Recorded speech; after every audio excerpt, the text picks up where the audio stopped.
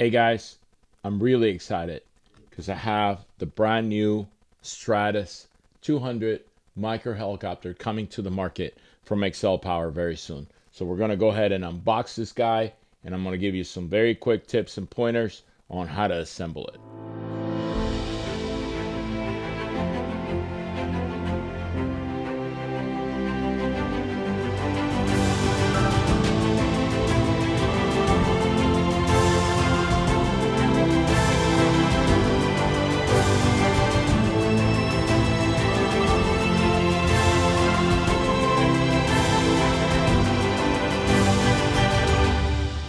Here we have it. I mean, look at how tiny this box is. It's really nice.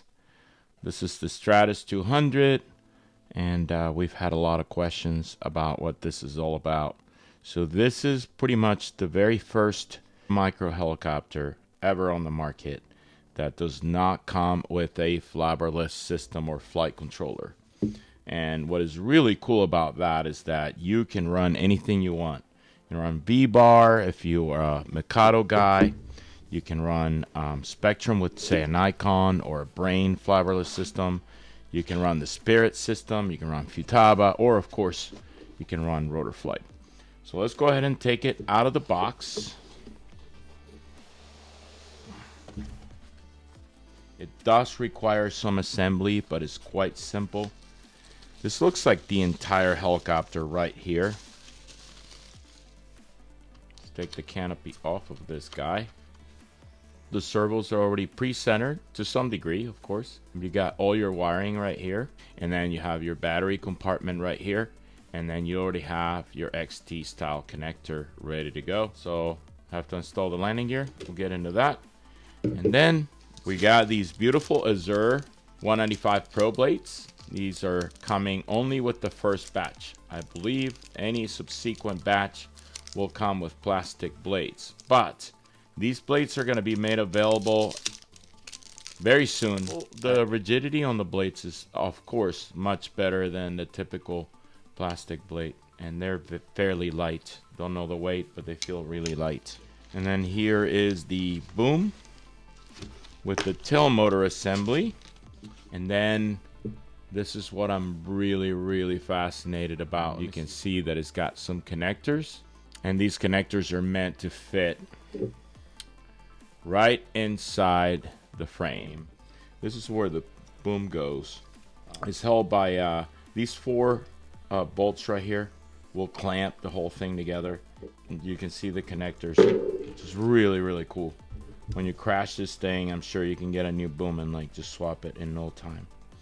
So we're gonna push in.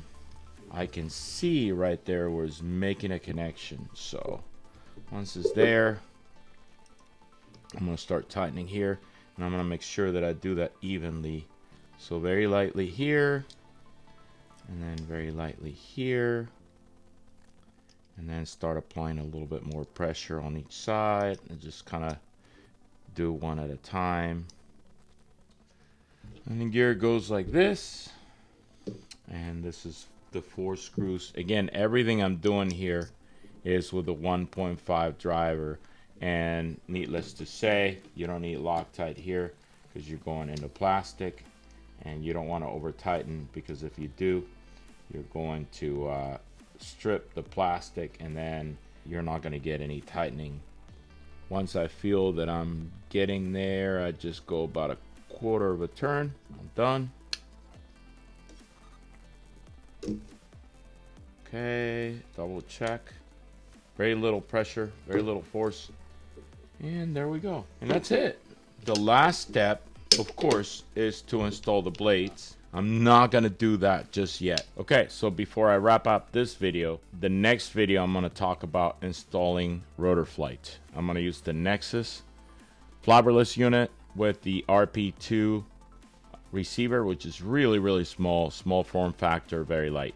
But if you're using anything else, if you're using a Mikado V-bar, if you're using a Brain or a Icon with Spectrum, or if you're using anything, Spirit, you name it, Futaba, basically what you're going to do next is you're going to hook up your servos. And these 3 leads right here are labeled S1, S2, S3. These are your cyclic servos. And then you have this bundle of wires that come out of this piece of heat shrink right here. The one with the 3 wires, the connector with the 3 wires, this one right here is your throttle, your ESC. And then you have 3 right here. You have a blue, a green, and a yellow. It actually looks more like a brown to me.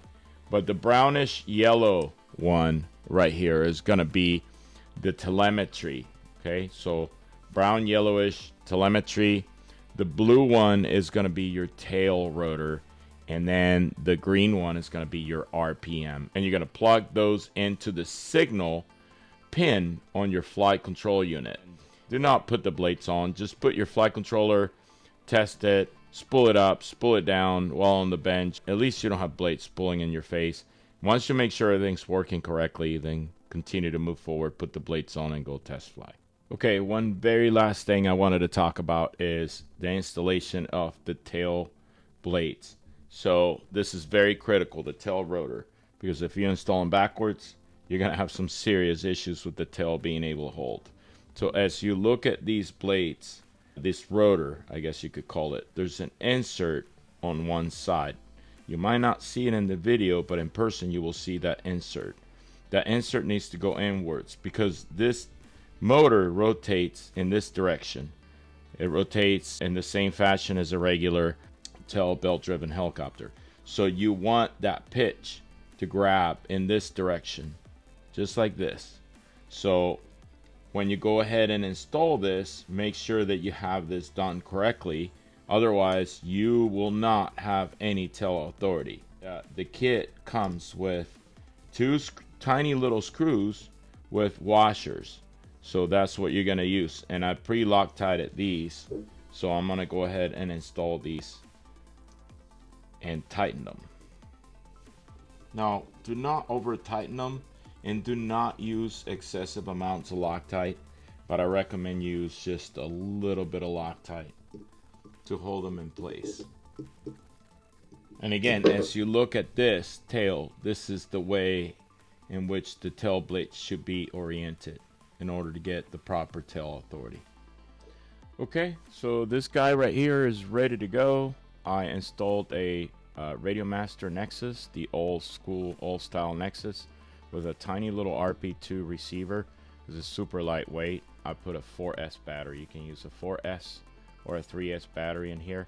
And just a quick tip, this bar right here, basically you slide it up and down, and all you're doing is you're compressing the battery, so it's a press fit. And that's really it. Pretty easy. I already spooled it up. Everything's working correctly. I'm gonna take it for a spin. I checked my pitch, kind of cheating in a way. I basically folded the blades and kind of got an idea as to how much pitch I have. I'll just adjust it as I fly by feel. I don't think these guys necessarily need a precise amount of pitch, to be honest. I did check the center of the blades, so basically I center the blades in the software just like that to make sure that I had 0 pitch at center stick, and that's it.